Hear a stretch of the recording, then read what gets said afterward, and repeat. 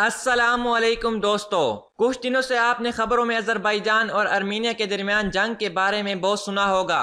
کیا آپ جانتے ہیں کہ یہ دونوں ممالک کہاں واقع ہیں، ان کی تاریخ کیا ہے اور ان کے مابین تنازع کی وجہ کیا ہے، اور پاکستان اور ترکی آذربائیجان کی حمایت کیوں کرتے ہیں؟ ان تمام سوالوں کے جوابات اس ویڈیو میں دینے کی کوشش کی گئی ہے۔ آپ سے گزارش ہے کہ ویڈیو کو لائک اور شیئر کریں، ہمارے چینل کو لازمی سبسکرائب کریں۔ تیل کے ذخائر سے مالا مال آذربائیجان بحیرہ کیسپیئن کے کنارے پر مشرقی یورپ اور مغربی ایشیا کے بیچ پر واقع ہے۔ اس کے شمال میں روس، جنوب میں ایران اور مغرب میں آرمینیا موجود ہیں۔ سن 1991 میں جب آذربائیجان سوویت یونین سے آزاد ہوا تو ترکی، پاکستان، امریکہ اور ایران وہ ابتدائی ممالک تھے جنہوں نے اس کے ساتھ سفارتی سطح پر تعلقات قائم کیے۔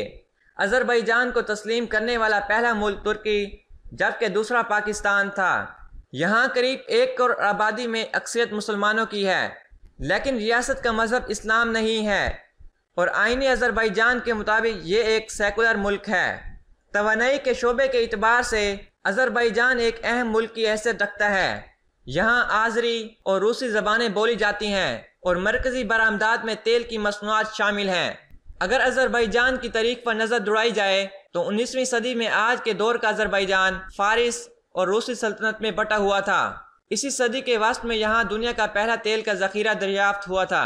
سن 1918 میں آذربائیجان نے خود کو ایک آزاد ملک قرار دیا، لیکن پھر سوویت فوج نے اس میں مداخلت کی اور یہ سن 1991 تک سوویت یونین کا حصہ رہا۔ اگر دوسری طرف ارمینیا کی بات کی جائے تو ارمینیا مشرقی یورپ اور مغربی ایشیا میں موجود ایک ملک ہے جس کے چاروں طرف دیگر ممالک ہیں، یعنی کوئی سمندر نہیں ہے۔ اس کے مغرب میں ترکی جبکہ مشرقی میں آذربائیجان موجود ہیں۔ 31 لاکھ کی آبادی والے اس ملک میں اکثریت مسیحی افراد کی ہے اور یہاں آرمینین اور روسی زبانیں بولی جاتی ہیں، لیکن ارمینیا کے آئین میں ریاست اور مذہبی اداروں کو ایک دوسرے سے الگ رکھا گیا ہے، تاہم آذربائیجان کی طرح سیکولر کا لفظ استعمال نہیں کیا گیا۔ آرمینیا نے سن 1918 میں پہلی عالمی جنگ کے دوران سلطنت عثمانیہ کو شکست دے دی تھی، لیکن پھر اسے سوویت یونین کا حصہ بنا لیا گیا۔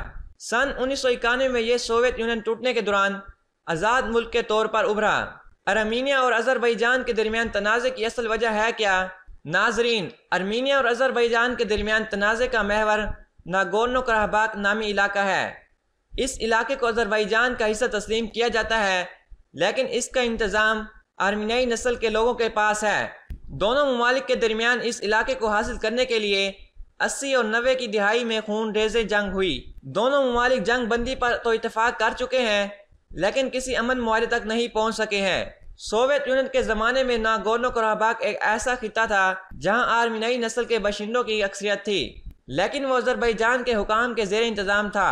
جب 80 کی دہائی کے آخری برسوں میں سوویت یونین اپنے خاتمے قریب پہنچنا شروع ہوا تو ناگورنو قراباق کی مقامی پارلیمنٹ نے اس علاقے کو آرمینیا کا حصہ بنانے کے حق میں ووٹ دے دیا، جس کے بعد نسلی فسادات شروع ہو گئے اور ارمینیا اور آذربائیجان کی جانب سے باقاعدہ طور پر ماسکو سے آزادی کے اعلان کے بعد دونوں ممالک کے درمیان بھرپور جنگ شروع ہو گئی۔ اس جنگ اور دونوں جانب سے نسلی بنیادوں پر تشدد کے نتیجے میں ہزاروں افراد ہلاک اور کم از کم 10 لاکھ افراد نقل مکانی پر مجبور ہوئے۔ سن 1994 میں روس کی کوششوں کے نتیجے میں ہونے والی جنگ بندی سے پہلے ناگورنو قراباق مکمل طور پر ارمینیائی افواج کے کنٹرول میں آ چکا تھا۔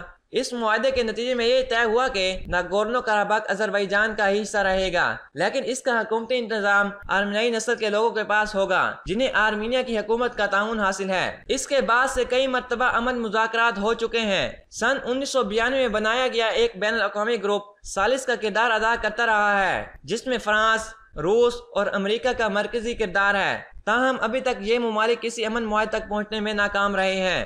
گزشتہ 3 دہائیوں کے درمیان جھڑپوں کا سلسلہ جاری رہا ہے۔ سن 2016 میں ان جھڑپوں میں تیزی آئی، جس کے نتیجے میں دونوں ممالک کے درجنوں فوجی ہلاک ہوئے۔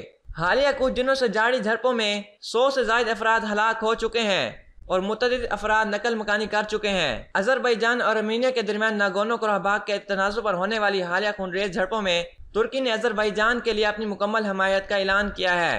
ترکی کی جانب سے آذربائیجان کی حمایت کوئی نئی بات نہیں ہے، لیکن صورتحال نے ترکی کو اپنی خواجہ پالیسی کے اہداف کو آگے بڑھانے اور اندرونی طور پر قوم پرستی کے جذبات کو مزید ابھارنے کا موقع بھی فراہم کیا ہے۔ 28 ستمبر کو ترکی کے صدر رجب طیب اردوغان نے آذربائیجان کی حمایت کا اعادہ کرتے ہوئے ارمینیا سے کہا تھا کہ وہ آذربائیجان کی سرزمین سے فوراً نکل جائیں جس پر اس نے قبضہ کیا ہوا ہے۔ ترکی کے عوام میں آذربائیجان کی بڑے پیمانے پر حمایت کی وجہ وہ قریبی تعلقات ہیں جو لسانی، نسلی اور ثقافتی بنیادوں پر قائم ہیں۔ ترکی میں ان تعلقات کے بارے میں کہا جاتا ہے 2 ریاستیں ایک قوم۔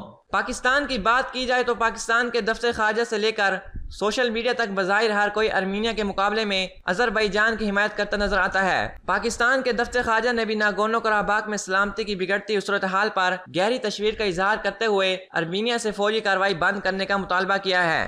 دوستو، اگر ویڈیو اچھی لگی ہے تو اس کو لائک شیئر کریں۔ مزید اس طرح کی ویڈیوز کے لیے ہمارے چینل کو سبسکرائب کریں اور ساتھ کے بیل کے آئیکن کو لازمی دبائیں۔